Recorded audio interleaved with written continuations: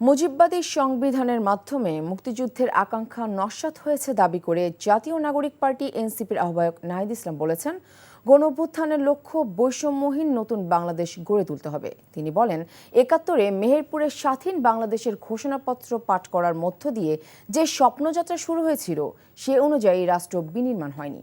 জুলাই পদযাত্রা চলমান কর্মসূচির অংশ হিসেবে মঙ্গলবার মেহেরপুর সদর, গাংনী ও মুজিবনগরে এনসিপির পদযাত্রা ও পথসভায় এসব কথা বলেন নাহিদ। এর আগে কুষ্টিয়ার কুমারখালীতে বুয়েট শিক্ষার্থী আবরার ফাহাদের কবর জিয়ারত শেষে এনসিপি প্রধান বলেন, ভারতের বিরুদ্ধে কথা বলায় আবরারকে হত্যা করা হয়। আবরার, আবু সাইদ, মুগ্ধদের বাংলাদেশ গড়তে সবার প্রতি আহ্বান জানান তিনি। এরপর কুমারখালীতে পথসভা করে কুষ্টিয়া শহরে পদযাত্রা শুরু হয়।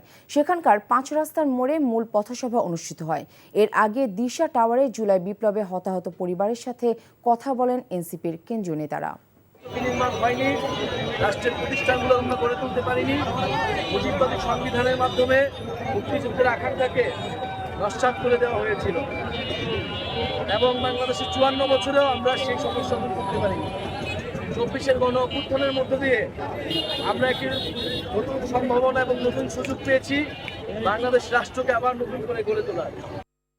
বান্ডেল থাকলে প্রতি সেনমানিতে টাকা বাঁচবে। বিকাশ সেনমানি বান্ডেল কিনে জিতুন প্রতি লেনদেনে।